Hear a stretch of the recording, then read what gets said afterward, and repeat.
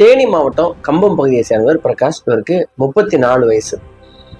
இவர் ஒரு private ஃபைனான்ஸில் work பண்ணுறாரு. இவருக்கு என்ன வேலை அப்படின்னா, சில பேர் லோன் கேட்டு வர்றவங்களுடைய அப்ளிகேஷனை வெரிஃபை பண்ணுறது, அதை ப்ராசஸிங் பண்ணுறது. அப்படி கடன் வாங்கிட்டு போனவங்க கடன் கட்டலை அப்படின்னா அவங்களுக்கு ஃபோன் பண்ணி டார்ச்சர் கொடுத்து கடனை வசூலிக்கிறது. இந்த வேலையை செஞ்சுட்டு இருந்தார் பிரகாஷ்.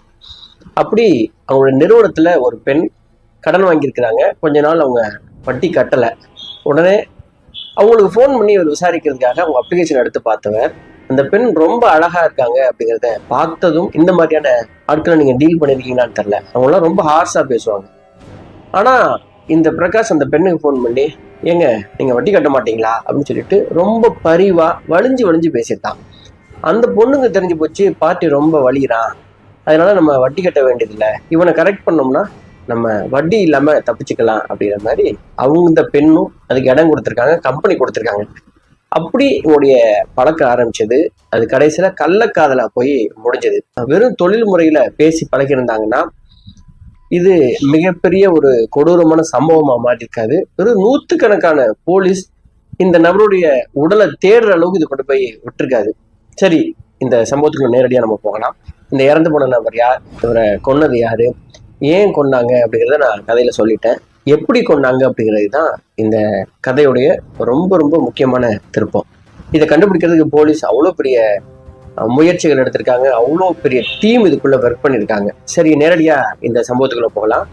தேனி மாவட்டம் கம்ப பகுதியை அடுத்த கூலத்தேவர் முக்கு அப்படின்னு ஒரு ஸ்ட்ரீட் இருக்குது. அங்க பிரகாஷ் ஒரு வாழ்ந்து வருகிறார். இவருக்கு 34 வயது. இவருடைய மனைவி பெயர் கனிமொழி. உங்க 2 பேருக்கு கொஞ்சம் வருடங்களுக்கு முன்னாடி தான் கல்யாணம் ஆயிருக்கு. உங்களுக்கு குழந்தைகள் இல்லை.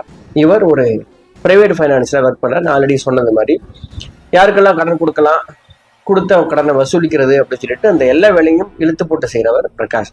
இவருக்கு ஒர்க்கிங் டைம் அப்படின்னு பார்த்தா காலையில 9 மணிலேருந்து ஈவினிங் 6 மணி. ஆனா இவர் வேலைக்கு போயிட்டு கொஞ்ச நாள் 6 மணிக்கெல்லாம் வந்து எடுத்தவர் இப்ப சமீப காலமா வேலைக்கு போனா ரொம்ப லேட் நைட் வர்றாரு. 11 மணிக்கு வர்றாரு, 12 மணிக்கு வர்றாரு, சம்டைம்ஸ் வரவே மாட்டேங்கிறார்.